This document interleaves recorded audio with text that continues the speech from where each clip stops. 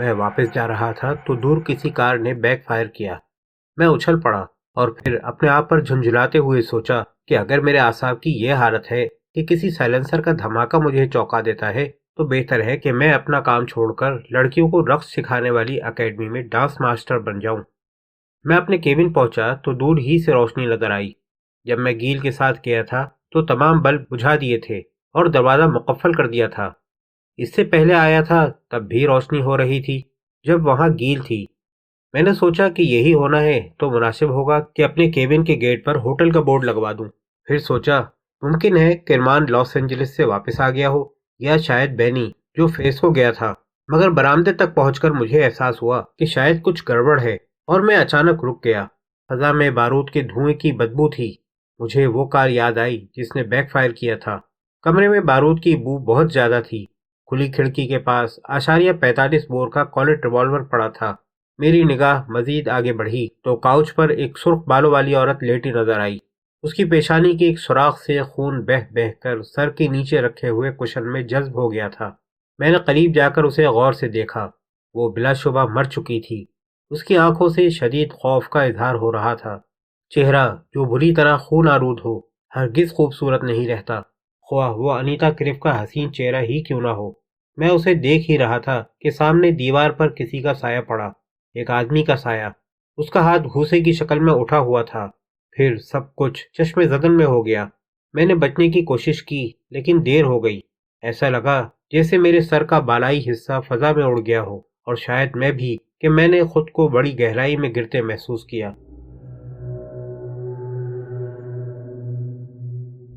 آنکھ کھلی تو پردوں کے پیچھے سے دھوپ جھانک رہی تھی۔ ارد گرد وسکی کی تیز بو موجود تھی۔ پھر لگا کہ بو مجھ سے ہی آ رہی ہے، اتنی تیز کہ جیسے میں وسکی کے تالاب میں تیرتا رہا ہوں۔ میرا سر بھاری ہو رہا تھا۔ بستر جس پر لیٹا تھا نرم تھا مگر بہت گرم۔ میں اپنے ہی کمرے میں تھا۔ تصور میں ایک خون آلود چہرہ گردش کر رہا تھا، جیسے میں نے کوئی ڈراؤنا خواب دیکھا ہو۔ یہ تو وسکی میں غرق معلوم ہوتا ہے۔ ایک مردانہ آواز آئی اور میرے رونگٹے کھڑے ہو گئے۔ وہ آواز برانڈن کی تھی۔ باہر وہ عورت کون ہے؟ کبھی اسے دیکھا ہے؟ وہ میرے لیے بھی اجنبی ہے، مفلن نے جواب دیا۔ میں نے اپنی پلکوں کے اندر سے جھانکا۔ وہ سچ مچ موجود تھے۔ برانڈن ایک کرسی پر بیٹھا تھا اور مفلن بستر کے پاس کھڑا تھا۔ میں خاموش پڑا رہا۔ مجھے انیتا کی لاش کا خیال آیا جو کاؤچ پر پڑی تھی، اور وہ خون میں بھیگا ہوا زرد کشن اور کالٹ ریوالور برانڈن کے استقبال کے لیے کتنا اچھا منظر تھا۔ رنگے ہاتھوں قاتل گرفتار، بے گناہی کا کوئی ثبوت نہیں۔ ایک کاہل پولیس آفیسر کو اور کیا چاہیے؟ پھر وہی ریوالور جس سے ڈانا، لیڈ بیٹر اور اب انیتا کو قتل کیا گیا ہے، وہی طریقہ کار، وہی قاتل۔ رہا قتل کا مقصد، تو مجھے یقین تھا کہ مقصد قتل جیسی چھوٹی سی بات برانڈن کو کارروائی کرنے سے نہیں روک سکتی۔ اے ملوئے، آنکھیں کھولو۔ مفلن نے میرا کندھا ہلایا۔ میں اٹھ کر بیٹھ گیا مگر فوراً ہی دونوں ہاتھوں سے سر پکڑ لیا۔ اپنے آپ کو سنبھالو ملوئے، ہم تم سے بات کرنا چاہتے ہیں۔ اور میں تمہارے خیال میں کیا کر رہا ہوں؟ میں نے جواب دیا۔ یہ کیا کیا ہے تم نے؟ برانڈن بولا۔ اتنی وسکی لنڈھانے کا کیا مطلب ہے؟ کیا چاہتے ہو؟ میں نے پوچھا جیسے مجھے کچھ معلوم نہ ہو۔ تمہیں اندر کس نے آنے دیا؟ پرواہ مت کرو کہ ہم کیسے اندر آئے، برانڈن نے تیزی سے کہا۔ یہاں کیا ہو رہا ہے؟ باہر وہ عورت کون ہے؟ یہ سوال تو کچھ صحیح نہیں ہے، میں نے الجھ کر سوچا۔ برانڈن کے رویے میں وہ جوش بھی نہیں تھا جو قتل کی کسی واردات کو دیکھ کر ہونا چاہیے۔ کیا معاملہ ہے؟ کیا باہر کوئی عورت ہے؟ میں نے کچھ نہ سمجھنے والے انداز میں کہا۔ اس آدمی کو کیا ہوا ہے؟ برانڈن نے مفلن کی طرف دیکھا۔ یہ نشے میں ہے، اس کے علاوہ کوئی بات نہیں، مفلن نے جواب دیا۔ اس عورت کو اندر لاؤ، برانڈن نے کہا۔ نہیں، میں اسے دیکھنا نہیں چاہتا، میرے منہ سے نکلا، مگر اس سے پہلے کہ کچھ اور کہتا ایک نسوانی آواز آئی۔ یہ تم اس کے ساتھ کیا کر رہے ہو؟ دیکھ نہیں رہے کہ اس کی طبیعت ٹھیک نہیں ہے؟ میں نے دیکھا یہ گیل تھی جو اپنے سنہری بالوں کو سبز ربن سے باندھے برانڈن اور مفلن کو گھور رہی تھی۔ میں نے تم سے کہا تھا کہ اسے پریشان مت کرو، گیل نے کہا۔ تم اس کا پیچھا چھوڑ کیوں نہیں دیتے؟ اور پھر اس نے میری طرف دیکھ کر بڑی محبت سے کہا، کچھ پیو گے ڈارلنگ؟ یہ کچھ نہیں پیے گا، برانڈن نے غصے سے کہا۔ اور یہ کہنے سے اس کا کیا مطلب تھا کہ یہ تمہیں دیکھنا نہیں چاہتا؟ یہاں کیا ہو رہا ہے؟ میں تو خود ہی اپنا بھانڈا پھوڑنے جا رہا تھا، میں نے سوچا۔ گیل کے بالکل پیچھے دوسرے کمرے میں وہ کاؤچ نظر آ رہی تھی۔ گیل نے ضرور اسے دیکھا ہوگا اور برانڈن نے بھی، لیکن اس کے باوجود کوئی کچھ نہیں کہہ رہا تھا۔ برانڈن نے میرے ہاتھوں میں ہتھکڑی نہیں پہنائی۔ میں بستر سے اٹھا۔ مجھے خود دیکھنا چاہیے کہ آخر یہ کیا معاملہ ہے۔ میں لڑکھڑاتے قدموں سے دوسرے کمرے کی طرف بڑھا۔ سب حیرت سے مجھے دیکھ رہے تھے۔ گیل نے مجھے روکنے کی کوشش کی مگر میں نے اس کا ہاتھ جھٹک دیا۔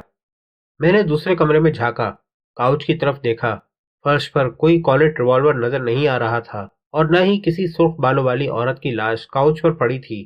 خون میں بھیگا ہوا زرد کشن بھی کاؤچ پر نہیں تھا۔ کچھ بھی نہیں تھا، کچھ بھی نہیں۔ کاؤچ بالکل خالی تھی۔ میں اپنے بستر پر آ گیا۔ کس طرح یہ میں خود نہیں بتا سکتا، مگر میں بستر پر بیٹھا تھا اور گیل گلاس میں وسکی لیے میرے پاس کھڑی تھی۔ اس نے جھک کر گلاس میرے ہونٹوں سے لگا دیا۔ میں نے کئی گھونٹ بھرے اور محسوس کیا کہ اس کے گریبان میں جھانک رہا ہوں۔ میری حالت یقیناً ٹھیک نہیں تھی۔ وسکی نے اپنا اثر دکھایا۔ میرے اعصاب بڑی حد تک قابو میں آ گئے۔ میں نے چندیا کر برانڈن کی طرف دیکھا۔ ارے میری آنکھوں کو کیا ہو گیا ہے؟ میں نے گیل کی طرف دیکھا۔ مجھے کمرے میں پولیس والے نظر آ رہے ہیں۔ کیا تم بھی انہیں دیکھ رہی ہو؟ ہاں ڈارلنگ، یہ کیپٹن برانڈن ہے، گیل نے جواب دیا۔ مذاق بند کرو، برانڈن تیزی سے بولا۔ میں تم سے بات کرنا چاہتا ہوں۔ یہاں کیا ہو رہا ہے اور یہ عورت کون ہے؟ یہاں کیا کر رہی ہے؟ میں نے دفعتاً محسوس کیا کہ میرے کپڑے سامنے سے وسکی سے بھیگے ہوئے ہیں اور پھر میں سمجھ گیا کہ اتنی تیز بو کیوں آ رہی تھی۔ مجھے تھوڑی کافی دو، میں نے گیل سے کہا۔ تم نے سنا کہ میں کیا کہہ رہا ہوں؟ برانڈن چلایا۔ ضرور، لیکن اس کا یہ مطلب نہیں کہ تمہیں جواب بھی مل جائے گا۔ میں نے گیل کو جانے کا اشارہ کیا۔ تمہیں یہاں کوئی اختیار حاصل نہیں، اور پھر تمہیں اس سے کیا مطلب کہ یہ عورت کون ہے یا یہاں کیا کر رہی ہے؟ میں غسل کرنے جا رہا ہوں۔ ٹھہرنا چاہتے ہو تو ٹھہرو، مجھے زیادہ دیر نہیں لگے گی۔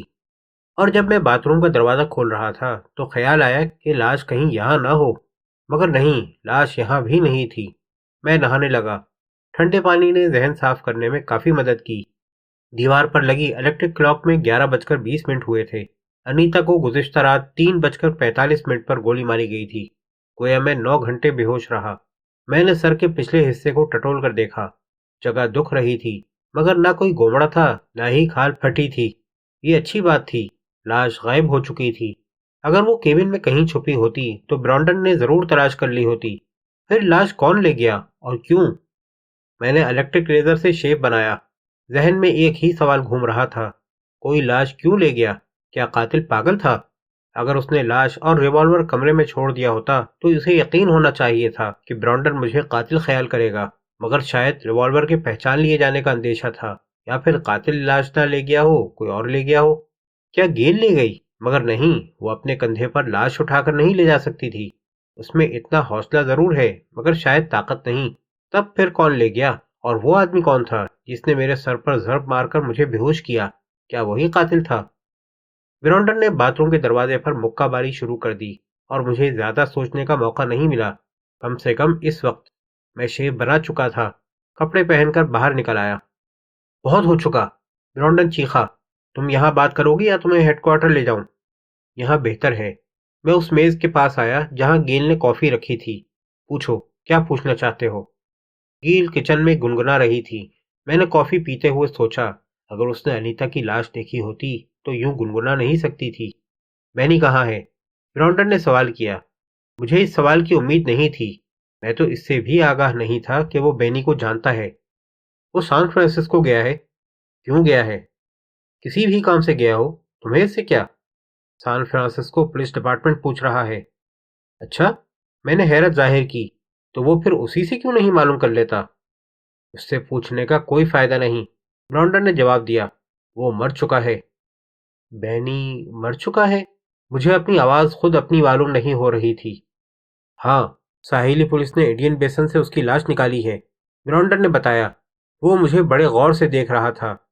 اس کے ہاتھ اور پیر تار سے بندھے ہوئے تھے۔ پولیس سرجن کی رائے ہے کہ اس کی موت گزشتہ رات 9 بجے واقع ہوئی تھی۔ میں نے کھڑکی سے انہیں جاتے دیکھا۔ برانڈن سخت غصے میں تھا۔ پولیس کار میں بیٹھتے ہوئے اس نے اس طرح کیبن کی طرف دیکھا جیسے اپنی نگاہوں سے کیبن میں آگ لگا دے گا۔ میں فلن غصے میں نہیں تھا، وہ کسی گہری سوچ میں گم معلوم ہو رہا تھا، اور میں کھڑکی کے پاس کھڑا سمندر کو خالی خالی نظروں سے دیکھتے ہوئے سوچ رہا تھا، ڈانا، لیڈ بیٹر، انیتا اور اب بینی، یہ محض ایک قتل کی واردات نہیں رہی تھی بلکہ قتل عام بن گئی تھی۔ گیل آہستہ سے کمرے میں داخل ہوئی۔ تم یہاں کیسے آئیں؟ میں نے اس کی طرف گھومے بغیر پوچھا۔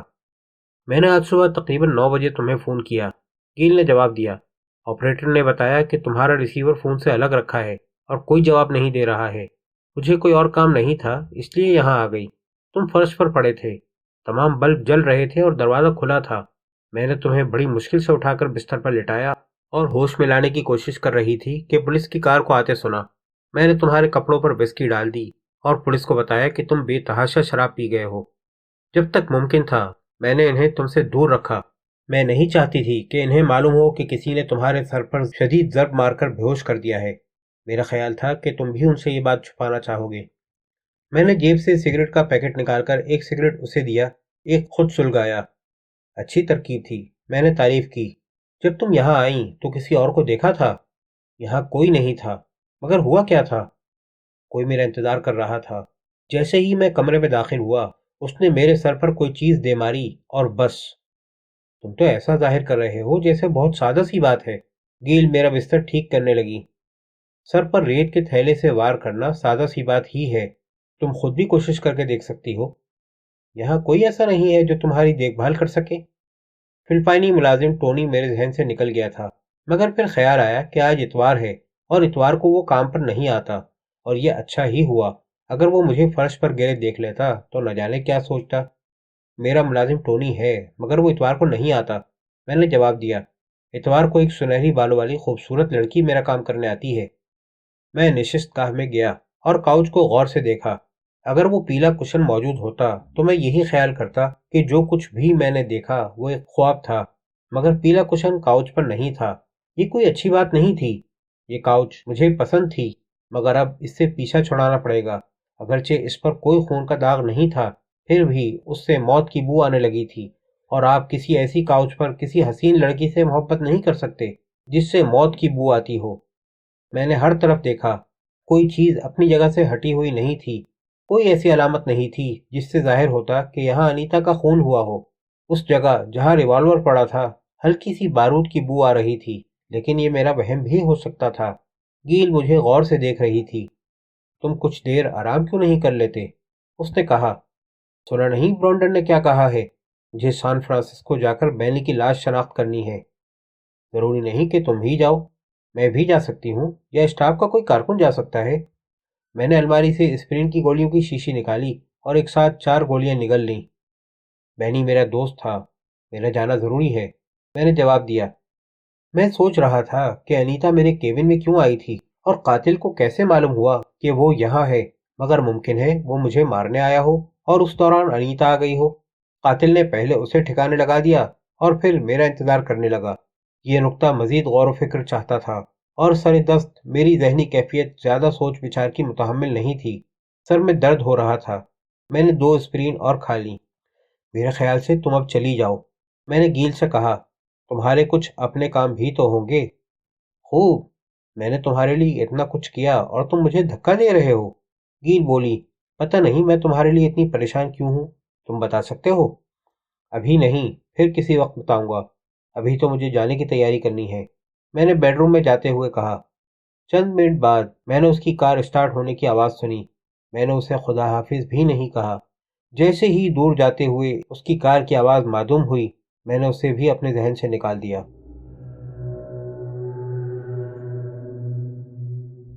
3:20 پر میں اور کرمان سان فرانسسکو کے پورٹولا ایئرپورٹ پر طیارے سے باہر آئے۔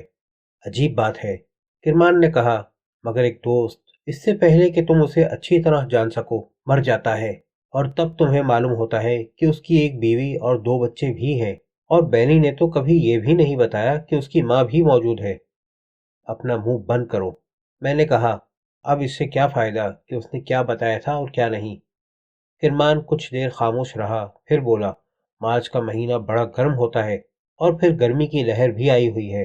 گزشتہ رات اور موسم کے بارے میں بھی بات مت کرو، میں بہت بور ہو رہا تھا۔ ضرور۔ کرمان خاموش ہو گیا۔ مارکیٹ اسٹریٹ کی طرف جاتے ہوئے میں صبح پیش آنے والے واقعات کو دوبارہ ترتیب سے سوچ رہا تھا۔ پولا بھی میرے کیبن میں آئی تھی۔ برانڈن اس سے بینی کے بارے میں سوالات کر چکا تھا، اور اس نے وہی کچھ بتایا تھا جو میں نے کہا تھا، یعنی یہ کہ بینی ویکینڈ گزارنے سان فرانسسکو گیا تھا۔ وہ کسی دفتری کام سے نہیں بھیجا گیا تھا، بلکہ سیر و تفریح کرنے گیا تھا۔ وہ ایسے سفر کرتا رہتا تھا۔ براؤنڈن نے ہم دونوں کی باتوں پر یقین نہیں کیا تھا، مگر وہ ہمارا کچھ بھی نہیں کر سکتا تھا، کیونکہ بینی کا قتل اس کے علاقے سے باہر ہوا تھا۔ پھر جب میں اور پولا باتیں کر رہے تھے تو کرمان بھی آ گیا۔ اس نے بتایا کہ برکلے کا بیان بالکل سچ ہے۔ وہ قتل کی رات کیٹی ہچنس کے ساتھ تھا اور اگلے دن سحپہر 3:30 بجے اس کے گھر سے رخصت ہوا۔ اس کا مطلب تھا کہ برکلے پر ڈانا کے قتل کا شبہ نہیں کیا جا سکتا تھا۔ میں نے ان دونوں کو انیتا کی لاش کے بارے میں بتایا۔ انہیں یقین نہیں آ رہا تھا، مگر وہ پیلا کشن ان دونوں کو یاد تھا۔ اس کی عدم موجودگی اور میرے سر کے عقبی حصے پر چوٹ کا نشان میری بات کی تائید کر رہے تھے۔ دوران سفر بھی میں بینی کے بارے میں سوچتا رہا۔ میں اسے 4 سال سے جانتا تھا۔ وہ ایک غیر ذمہ دار اور پاگل سا آدمی تھا، مگر مجھے پسند تھا۔ اس کی موت سے مجھے بہت افسوس ہوا تھا۔ کرمان کا کہنا تھا کہ اس کی موت کو ڈانا کے قتل سے متعلق خیال کرنے کے لیے کوئی ثبوت نہیں ہے، لیکن مجھے یقین تھا کہ ان دونوں میں کوئی نہ کوئی تعلق ضرور ہے۔ کرمان کا نظریہ تھا کہ بینی نے جوئے میں کثیر رقم جیتی تھی۔ کسی نے وہ رقم حاصل کرنے کے لیے اسے مارا اور سمندر میں پھینک دیا۔ بینی جیسا آدمی ایسے انجام سے دوچار ہو سکتے تھے۔ میرا جواب تھا کہ بینی ڈیوٹی پر تھا۔ وہ کتنا ہی بے پرواہ اور غیر ذمہ دار کیوں نہ ہو، کام کے دوران کبھی ایسی حرکت نہیں کرتا تھا۔ وہ سحپہر 4:30 بجے سان فرانسسکو پہنچا۔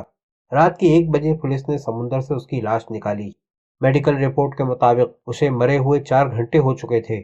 اس کا مطلب ہے اسے رات کے 9 بجے ہلاک کیا گیا، یعنی سان فرانسسکو میں اپنی آمد کے 4.5 گھنٹے بعد۔ یہ وقت اتنا تو ضرور ہے کہ وہ انیتا کے متعلق کچھ تحقیقات کر سکے، مگر اتنا کافی نہیں کہ وہ کسی کلب میں جا کر جوا کھیل سکے۔ ہم سب کا اصول ہے کہ کام پہلے اور تفریح بعد میں۔ بینی بھی اس کے خلاف نہیں کرتا تھا، مگر پھر کیا فریسکو تک اس کا تعاقب کیا گیا؟ اگر بینی کا قتل 9 بجے ہوا تھا تو قاتل کے لیے اتنا موقع تھا کہ وہ ہوائی جہاز سے آرٹ سٹی واپس جا سکے اور وہاں انیتا کو قتل کر سکے۔ مگر یہ ایک نظریہ تھا جسے ثابت کرنے کے لیے کوئی ثبوت نہیں تھا، لیکن اس کے باوجود میرا دل کہہ رہا تھا کہ یہی سچ ہے۔ میں یہی سوچ سکا تھا کہ ٹیکسی نے ہمیں 3rd اسٹریٹ پر پولیس ہیڈ کوارٹر کے سامنے اتار دیا۔ اندر جا کر میں نے ڈیسک سارجنٹ کو اپنا نام اور آمد کے مقصد کے بارے میں بتایا۔ اس نے ایک کانسٹیبل کے ساتھ ہومیسائیڈ ڈپارٹمنٹ بھجوا دیا۔ جس چھوٹے کمرے میں ہمیں انتظار کرنے کو کہا گیا، اس میں 2 میزیں، 4 کرسیاں، ایک سلاخ دار کھڑکی اور پیلی دیواریں تھیں۔ مٹی اور جسم کے پسینے کے ساتھ ملی ہوئی عجیب بو آ رہی تھی، ایسی بدبو جو بیشتر پولیس اسٹیشنوں کی پہچان ہوتی ہے۔ 5 منٹ بعد 2 سادہ لباس ڈیٹیکٹیو کمرے میں آئے۔ میرا نام ڈونیگن ہے، ان میں سے ایک نے ایسے لہجے پہ کہا جیسے اسے اس حقیقت پر کوئی خاص فخر نہیں ہو۔ میں ڈسٹرکٹ کا ڈیٹیکٹیو کمانڈر ہوں، کیا تم مرحوم کے کوئی عزیز ہو؟ میں نے بتایا کہ ہم بینی کے عزیز نہیں ہیں، وہ ہمارا دوست تھا۔ جب میں نے اسے اپنے نام بتائے تو اس کا چہرہ سخت ہو گیا، گویا براؤنڈن نے اسے ہمارے بارے میں اپنے نقطہ نظر سے سب کچھ بتا دیا تھا۔